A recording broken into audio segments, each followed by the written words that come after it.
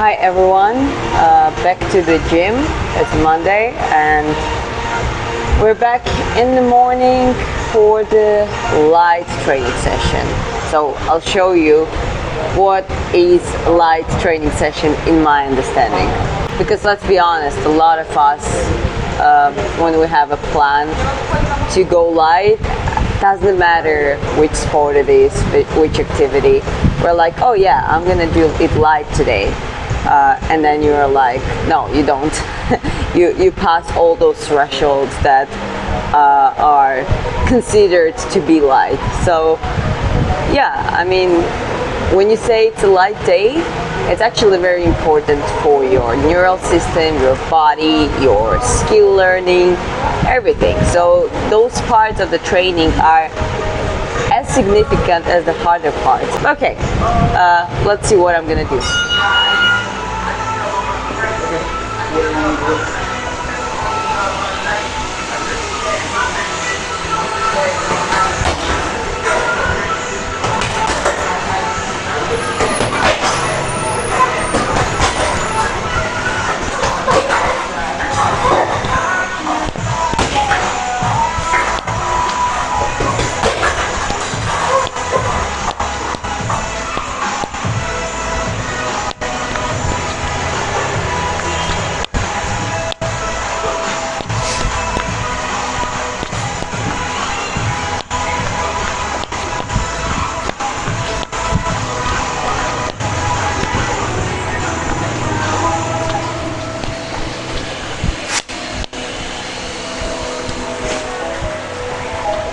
So I'm not even doing shadow boxing right now. I'm just moving on my feet.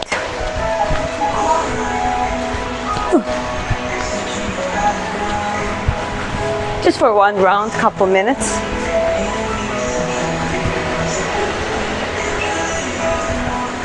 I'm controlling the intensity because I don't want it to impact my calves too much. So yeah, I'm just trying to moderate it and pace it, but also to activate it properly.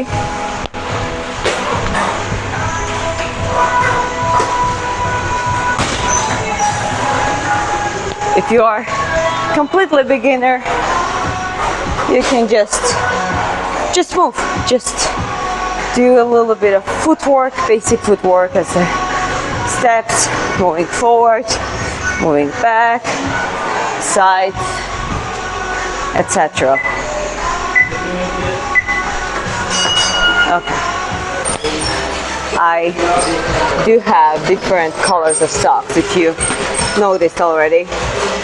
It's just because I didn't find I lost each of those pairs, so yeah, I bet that happens to everyone.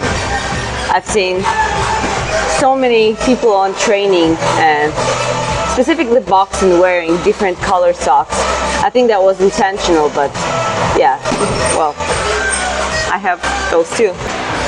Okay, now I'm gonna do some shadow boxing, some technique work in front of the mirror.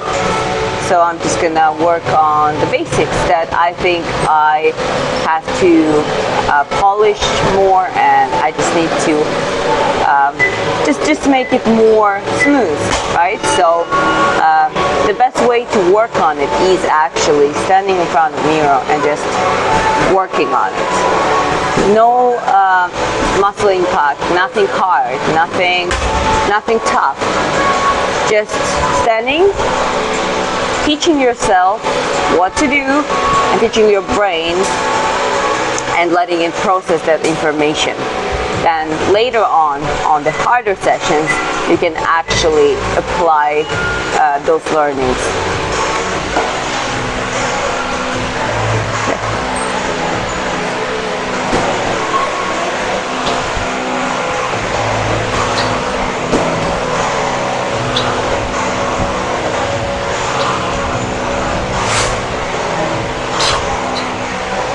Okay, so right now I'm starting just with very simple punches, like 1, 2.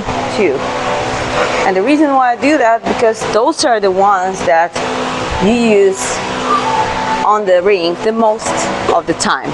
So you wouldn't start fight boxing match with some crazy ass combination. You would start jabbing, you would start testing your opponent, the distance, what they have, what they do as the response to your attacks, and vice versa, you know. So yeah, those are the basics, those are the most important. So I'm gonna work slow on it. 1, 2, 3. So I don't like to be open when I throw punches. I try to teach myself to always be hands up, you know, like even when I throw jab, my shoulder covers my chin, my elbow also plays the role of protection, and my right fist is in a different position. It can be just in a regular shield position, it can be more like a Philly shell, you know, like with this one you can also do a lot of stuff. So it's like boom, boom, boom, boom, boom. I'm just working on the movement. I don't do any explosivity. So I don't do like, no need for that. Just repeating the same pattern all over and over again. Okay, so 1, 2, 1, 2, 1, 2. For example, I'm trying to train myself so I don't stand too wide. I'm already short enough, and I don't want to be like in this like too much of the wide stance. So I try to keep my feet quite close, if you see. So like boom, boom, especially on the right one. Bum, bum. So bum, bum. And I'm trying to work on it slowly. Also, I'm trying to add some body movement. Just relax. There is no necessary. I'm not doing sleeps and any specific movements, but I'm moving. Bum, bum, bum, bum. Protecting, you know, just like in a different way, you know, bum. Because I would use my hands to protect myself from the opponent's punch, right? So I just easy, relaxed, I picture it, bum, 1, 2, 3, and back. 1, 2, 3, back. 1, 2, 3, back. Also, when I want to show you that actually that is something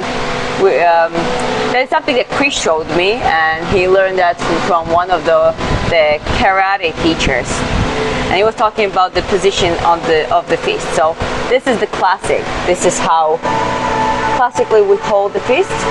So the thumb goes under, and I think everyone saw that at some point, that beginners would hold it like, you know, in a different way, and that was the first thing that was corrected, you know, you have to have thumb here.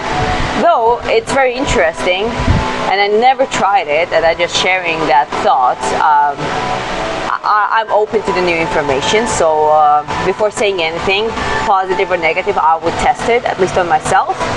But yeah, one thing is that if you have your fist like this, you know, it's easy to bend it, you know, you apply force, which is not necessarily a bad thing in boxing, because we use our fist as the boom, like boom. So it's not just straightforward stiff punches like maybe in karate, but it's like we want our wrist to be strong but also mobile, right? But at the same time, that was just an interesting thing, and you can try it yourself. If you position your thumb like this, and you don't have to, you stick it closer to your fist, you hold it strong, with like in this position, not this, but this. It's actually interesting. It's impossible to break it. Like it really is. So it's very interesting. So as I said, it's maybe something more specific to karate because they like more straightforward punches. So that needs to be like a iron, tough and stiff. But you know what? Like that's the thing. When you become more fluent in it, as long as you don't hurt yourself, you can try different things. So why wouldn't you just try boom, boom, boom, like classic boxing, like boom, breaking fist, and then it's within the glove, so no one can see that. You position your thumb slightly up, and you're like bam, like and it definitely becomes more stiff and more like a tight sort of punch, So yeah, that's one thing I wanted to share that we discovered it today, actually. Just give it a try and let me know in the comments. I said that you discovered that, actually. I gave you credit already. You showed me that. Anyways, so yeah, try it out. See in the and write in the comments if it works for you. All right, now I'm gonna do the skipping rope or rope jumping. I'll do a few minutes. I have a watch in front of me and I have timer, but I can see the time on the screen in front of me. Okay, so here also just relaxed. Nothing extreme. Just changing the feet. 1, 2, 3. Doing different paces.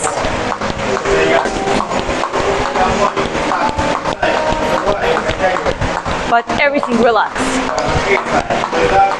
If you don't know how to do it, that's okay. Just learn how to skip with bouncing. So a lot of people just skip like this, which is very exhausting. It's way better to do side to side, bouncing on one foot to another. 1, 2, 1, 2. And then moving my body as well a little bit, which is replicating the boxing movement as well, quite a lot. So, just trying to be relaxed. Okay. So here is the story. When I just started boxing and I moved from karate, I didn't know how to do skipping rope, and I was definitely so bad at it, like it was even embarrassing. Like everyone could do it, and I was like, but I would just keep practicing, and within the 2 weeks, I started getting better. I actually became okay, like 1, 2. At least I learned to skip comfortably. Then I headed to do this, stuff like that, which made it more sustainable and easier. So yeah, so just a matter of practice. If you cannot do something, just take your time and learn it. Sometimes it can be embarrassing doing that in front of people, and sometimes the judgment really comes from outside, from other people. They just mock you. But it's okay, just practice on your own then. Make yourself ready. Teach yourself. Or do it with people who you trust and who are your comrades.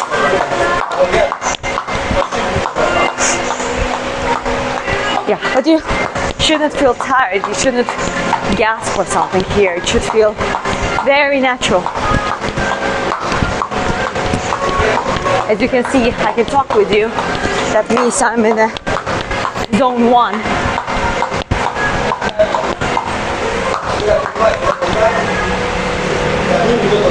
And if you trip, start over. It's fine. If you're the beginner,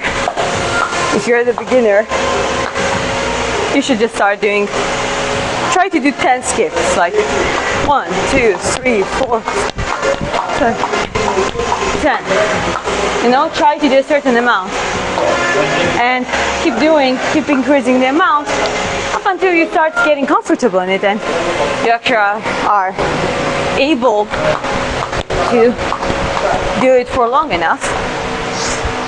And then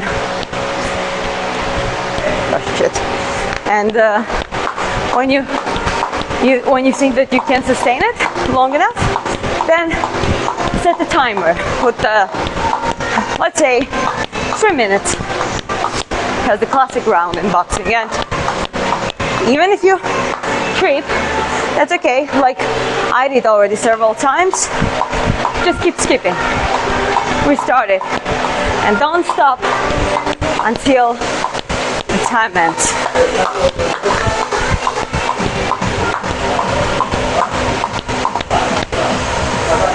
I was trying to do something.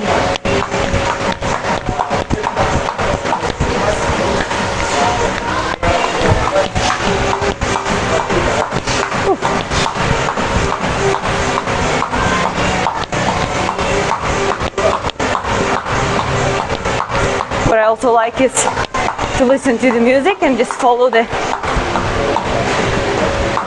pace, the tempo of the music. Basically just dancing.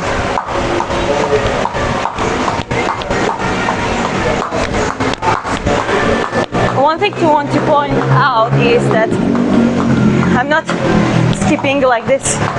I actually keep it as close as possible to my body, so it's easier to control the height. It's a little bit longer, I would just do it a little bit wider.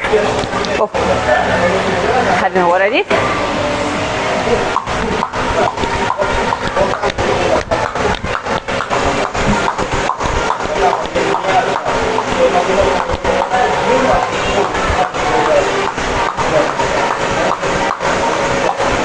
Okay, now I'll do double unders.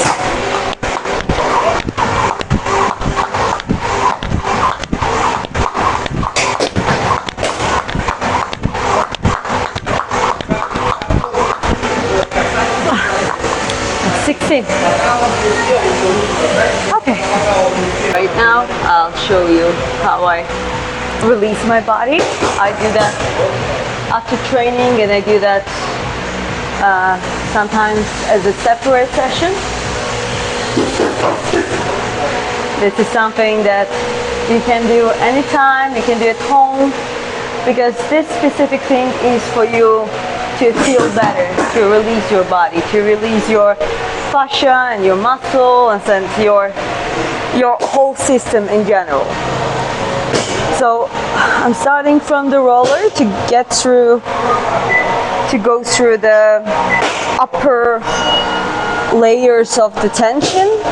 So just good in general to roll.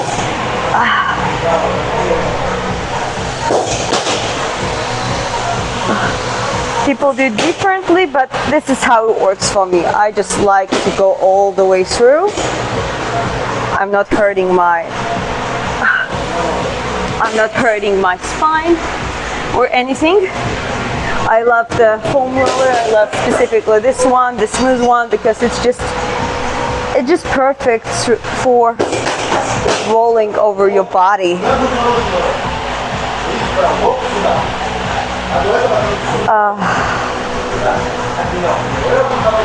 It feels very nice.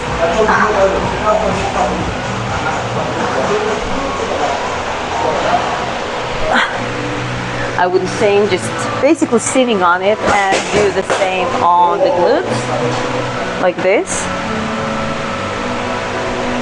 because the lower body has quite a big load of pressure when it comes to any activities. Even in boxing, yes, we don't use legs same as in other sports, but we move a lot. We do like an upper body, lower body work when we punch and when we do the sparring. So your legs basically lunging, moving, doing shuffles, all of that non-stop, and also bouncing at the same time. So always staying in motion, right? So it does affect muscles like your glutes and your calf, hamstrings, quads, especially if you do other type of training as well, like gym training or sprinting like I do. This is a good way. And here you just should feel your body. Just do it as long as you want. I usually don't set time on it. I just try to enjoy it. Same way you can do for example, the lateral part of your hips. Oof. Here is the neurobasilic nerve goes on the side in that area, so it's quite painful sometimes, especially if it hasn't been massaged in a while. Oof. Okay, I'll do the other side too.